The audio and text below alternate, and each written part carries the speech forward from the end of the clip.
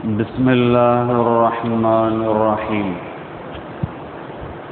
الحمد لله رب العالمين، والصلاة والسلام على رسول الله صلى الله عليه وسلم.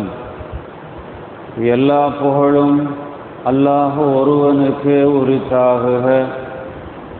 அல்லாஹு ஜல்ல சுப்ஹானஹு வ தஆலா அல் குர்ஆன் ஷரீஃபில் 2வது அத்தியாயம், அந்த அத்தியாயத்தினுடைய தொடரில் 37வது வசனம், ஃபதலகா ஆதமு மிர் ரப்பிஹி கலிமாத்தின் ஃபதாப அலைஹி இன்னஹு ஹுவ தவ்வாபுர் ரஹீம். அப்போது ஆதம் அலைஹி வஸலாத்து வஸலாம் அவர்கள் தம்முடைய இரட்சகனிடமிருந்து சில வார்த்தைகளை கற்றுக்கொண்டார்.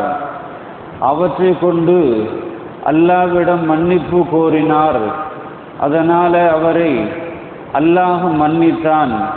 நிச்சயமாக அவனே மிக மன்னிப்பவனும் கருணை மிக்கவனுமாவான் என்று சொல்லுகிறான் 37வது வசனத்தில். 38வது வசனத்தில் குல் நஹ்பிது மின்ஹா ஜமீஆ فَإِمَّا يَأْتِيَنَّكُم مِّنِّي هُدًى فَمَن تَبِعَ هُدَايَ فَلَا خَوْفٌ عَلَيْهِمْ وَلَا هُمْ يَحْزَنُونَ. நாம் கூறினோம், நீங்கள் அனைவரும் இங்கிருந்து இறங்கிவிடுங்கள். நீங்கள் அனைவரும் என்று சொன்னால் ஆதம் அலைஹி வஸலாத்து வஸலாம் அவர்கள், ஹவ்வா அம்மையார், ஆதமுடைய சந்ததிகள், நம்மை போன்ற ஆதமுடைய பிள்ளைகள், நீங்கள் அனைவர்களும் இங்கிருந்து இறங்கிவிடுங்கள்.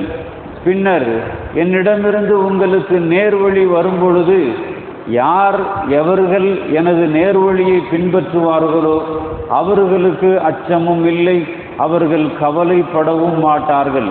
இதற்கு நேர் மாற்றமாக 39வது வசனத்தில் அல்லாஹ் சொல்லுகின்ற பொழுது, வல்லதீன கஃபரு வ கஸ்ஸபு பி ஆயாத்தினா உலாயிக அஸ்ஹாபுன் நார் ஹும் ஃபீஹா காலிதூன்.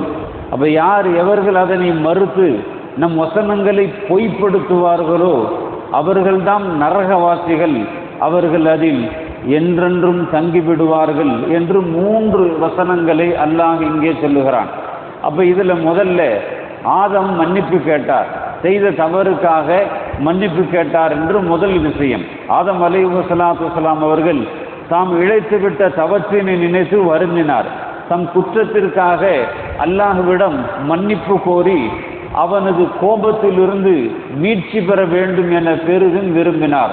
அப்ப ஆதம் அவர்களின் உண்மையான மன கவலையை கண்டு இறங்கிய இறைவன் தன்னிடம் மன்னிப்பு கோர வேண்டிய முறைகளை அவர்களுக்கு கற்றுக் கொடுத்தான். அல்லாஹ் ஆதம் அலைஹி வஸலாத்து வஸலாம் அவர்களுக்கு கற்றுக் கொடுத்தான். அப்ப அல்லாஹ் கற்றுக் கொடுத்த வார்த்தைகளை பலகாலம் ஆதம் அலைஹி வஸலாத்து வஸலாம் அவர்கள் சொல்லிக்கொண்டே இருந்தார்கள். இறுதியில் அவர்களை அல்லாஹ் மன்னித்தான். அல்லாஹ் மன்னிக்கும் தயாளன், ஏனெனில் அவன் கருணை மிகுந்தவன், கருணையாளன். பிறர்விடும் துன்பங்களை கண்டு அவன் வாளாவிருக்க மாட்டான். அல்லாஹ் ஜல்ல சுப்ஹானஹு வ தஆலா ஆதம் அலைஹி வஸலாத்து வஸலாம் அவர்களை மன்னித்தான். ஆதமும் ஹவ்வாவும் இப்படி மன்னிப்பு கூறியதாக திருக்குர்ஆன்ல வேறொரு இடத்துல அல்லாஹ் சொல்லுகிறான். அந்த வார்த்தையை சொல்லுகின்ற பொழுது எந்த வார்த்தை? ரப்பனா ظلمنا أنفسنا وإن لم تغفر لنا وترحمنا لنكونن من الخاسرين. இந்த வார்த்தை தான் அல்லாஹ் சொல்லிக் கொடுத்த வார்த்தை.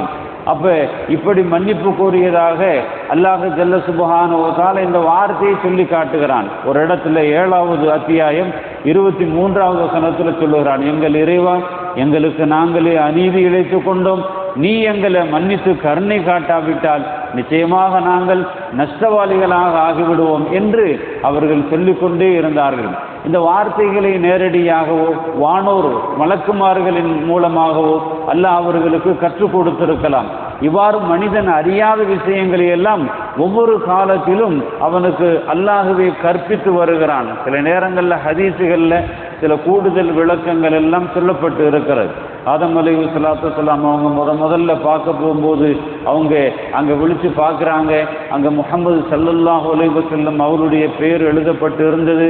அப்போ அந்த பெயரினுடைய ஷஃபாஅத்தி பரிந்துரையின் மூலமாக ஆதம் அலைஹிஸ்ஸலாத்து வஸ்ஸலாம் அவர்கள் அல்லாஹ்விடத்தில் மன்னிப்பு கேட்டார்கள். அப்போ மன்னிப்பு கேட்க போகும்போது ஆதம் அலைஹிஸ்ஸலாத்து வஸ்ஸலாம் அவர்களை அல்லாஹ் மன்னித்தான் என்ற அந்த செய்திகள் எல்லாம் பதிவு செய்யப்பட்டு இருக்கிறது. உறுதியான தகவல் என்று இல்லாவிட்டாலும் ஹதீஸுகளின் மூலமாக இது போன்ற செய்திகள் எல்லாம் நமக்கு தெளிவுபடுத்தப்பட்டு இருக்கிறது. ஆனால் அல்லாஹ் குர்ஆன்ல என்ன சொல்லுகிறான் என்று சொன்னால் இந்த வாசகத்தை தான் குறிப்பிடுகிறான். அல்லாஹ் கற்றுக் கொடுத்ததாக, மலக்குமார்களின் மூலமாக கற்றுக் கொடுத்ததாக ஒரு வார்த்தையை இங்கே சொல்லுகிறான். அது என்ன வார்த்தைன்னா, ரப்பனா ஸலம்னா அன்ஃபுஸனா வ இல்லம் தக்ஃபிர் லனா வ தர்ஹம்னா லனகூனன்ன மினல் காசிரின். இந்த வார்த்தையை தான் அல்லாஹ் கற்றுக் கொடுத்ததாக சொல்லுகிறான். ஆதம் ஹவ்வா இருவருமே மன்னிப்பு கோரி அவர்களின் கோரிக்கையை ஏற்கப்பட்டிருக்க ஒருவர் மட்டும் குறிக்கின்ற அதை இன்னொரு விஷயத்தை இங்கே இது நஹவு சம்பந்தப்பட்டது.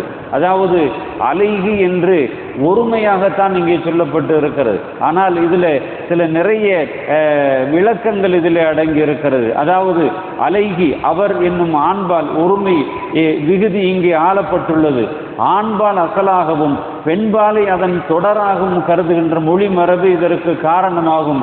இவருக்கு மன்னிப்பை கோரிய வாக்கியத்தில்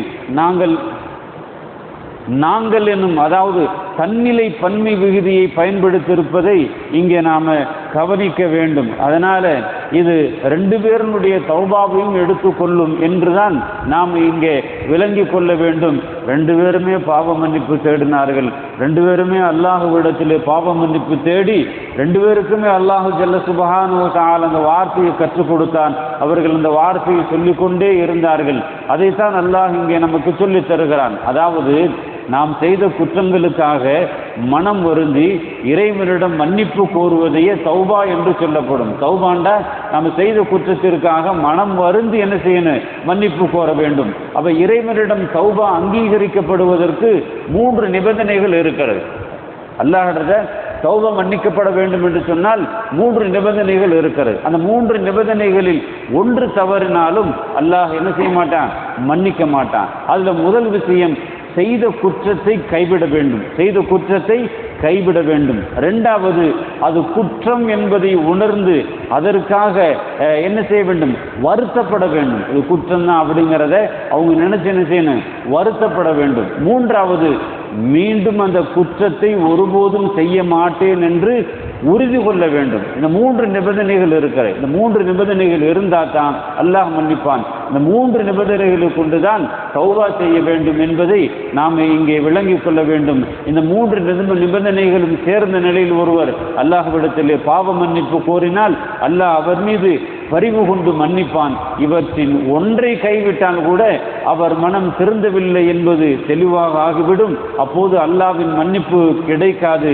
இதுபோல குற்றத்தை உணர்ந்து மனதளவில் வருந்தினால் மட்டும் போதாது, அதை சொல் வடிவில் வெளிப்படுத்தி இறைவன் முன் மன்றாடி கேட்க வேண்டும். அதற்குத்தான் தௌபா என்று சொல்லப்படும்.